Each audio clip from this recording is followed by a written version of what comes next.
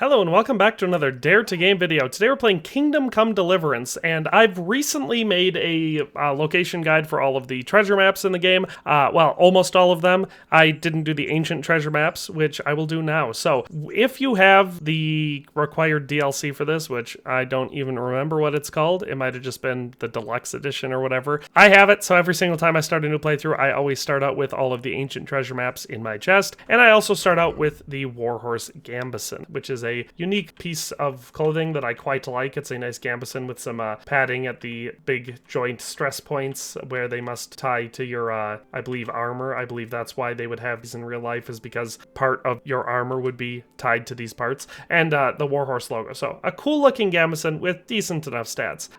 That's all I have in my inventory. I don't have anything else in my inventory. I've got some bandages and some lockpicks, obviously keys, but you can't get those out of your inventory. No food, no armor, no weapons. And we're going to go around quick and grab all of the contents from these ancient treasure chests. I'll show you the exact location of each treasure chest, and I'll show you the exact contents of each one. And then at the end, we'll take a look at the best suit of armor and weapons that we can put together from just doing these. So I find that a lot of people don't like going after all of the other treasure chests in the game, because it's kind of, if you do, you have a ridiculously good suit of armor, some of the best weapons in the game, and everything starting off right at the beginning. Some people feel like that kind of makes it too easy to play the game then. I think if you just do the ancient treasure chests and get the Warhorse stuff, it is not nearly as overpowered. It feels much more lore friendly, I would say, to starting off the game, because you can pretend in your head that you're gifted that by one of the nobles that you ingratiate yourself into early in the game. So that's all I'm going to say for now. Let's just go around, and I will go to each location and we'll take a look at each of the contents of these 5 treasure maps. Also, almost forgot to mention, bring a spade. That would have been bad if we'd have gotten all the way there and had to come back for a spade, because I believe the first location we're going to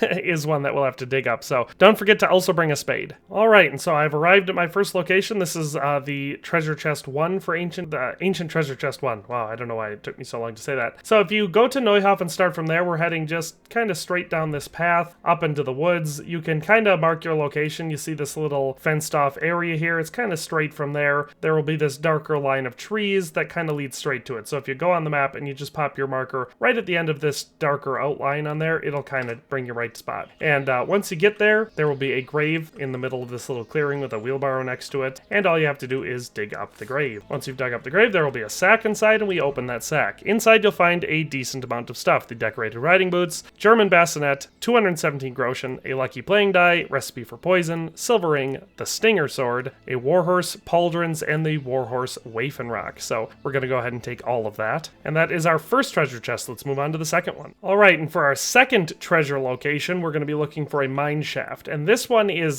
probably one of the more out of the way and hard to find ones. So you can see Rate's over here, Vranik Hillfort's up here, Sasau's above it. We're all the way down in the bottom left corner of the map. If you start from Vranik or Sasau, you're going to be going straight south. And if you want to mark it on the map, if you haven't already explored this area, if you have, there will be a cave marker right where you need to go. But if you haven't, we're going to kind of look for where you can see all of these deciduous trees, the like round top ones. There's this cluster of coniferous looking ones. And if you put your marker right at the point, like right up above these 3 out on the outer right edge, that will mark pretty much exactly where you need to go. So like I said, Vranik, we're right down here. This is the exact spot on the map where you'll find it. Once you have gotten to this spot, you will find a little sack inside, so no locks to pick, nothing to dig up. And inside you'll find an ash longbow, which is the 3rd best bow in the game, tied with the best variant of the cumin bow. The decorated German bassinet, which is a more unique helmet. This is one of the only places to find it. Fashionable slippers, 308 groschen, a Heavenly Kingdom die,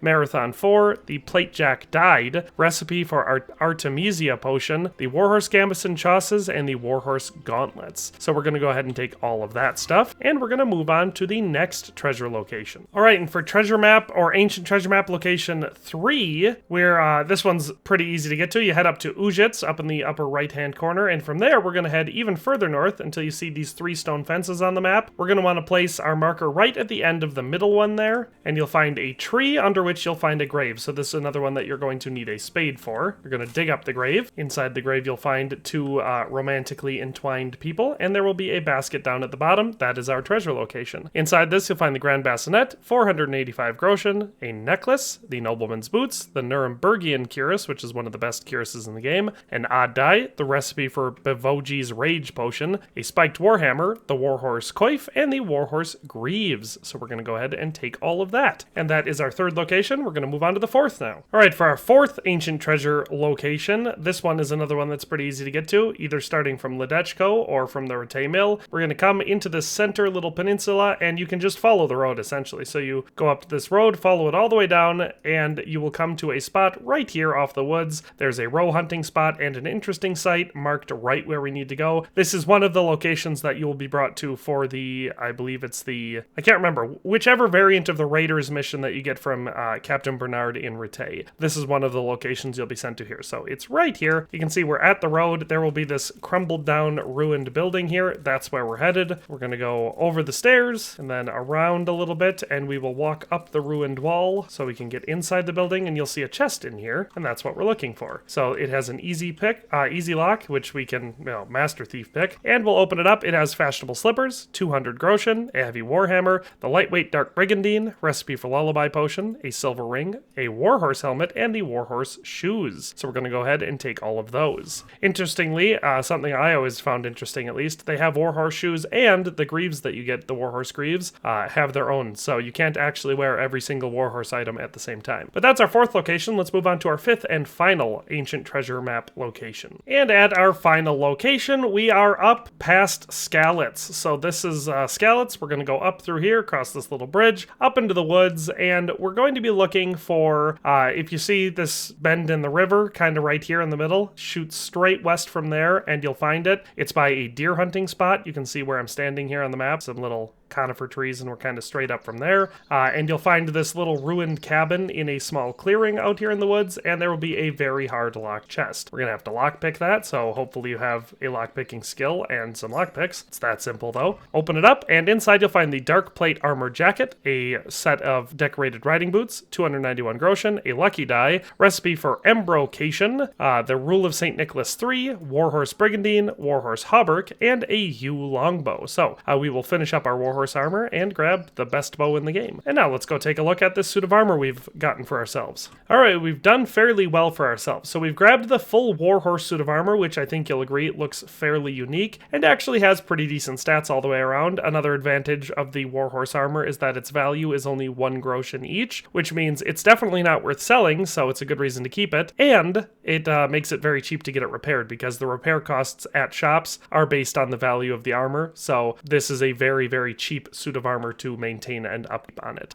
It's also very unique. It's the only suit of armor with enameled colored gloves. So our gauntlets on here are red with gold. That's very unique and useful for lots of outfits. The Warhorse Waffenrock is one of the best looking Waffenrocks in the game. It actually has a crest on it, which is quite cool, and gives us a unique color scheme. We get this gold belt with this outfit, and we get a unique variant of the Arching Bassinet, which has this red and white laurel wrapped around the top of it. Not to mention our Warhorse Mail has a silver trim to it, which is the only time we see any silver trimming. Usually we see gold, so that's unique. And our padded chausses that we get for this outfit are red. So lots of unique stuff that you can only get through this suit of armor. Other stuff that we've gotten though, we got a dark plate armor jacket, decorated German bassinet. That's one of the only places to get that. Helmet, some decorated riding boots, fashionable slippers, another German bassinet, grand bassinet, lightweight dark brigandine, nobleman's boots, Nurembergian cuirass, plate jack dyed, silver ring, warhorse shoes, and we actually grabbed a necklace and silver ring. So it gets us a full outfit of pretty decent armor, missing only 2 things. We're missing our hose, so you need a pair of pants for this outfit, and we don't have a padded coif. Also missing spurs. So add some gold spurs, decorated black hose or decorated red hose, and a padded coif, and you're laughing. It's an excellent suit of armor then. We also get some pretty good weapons. The Stinger is one of the best one-handed swords in the game, and the yew longbow is one of the best bows in the game. We get both of those. We also get the Ash longbow, which is like like the 3rd or 4th best bow in the game, and 2 of the best bludgeons in the game, the heavy warhammer and the spiked warhammer. So excellent, well worth going around. We also grabbed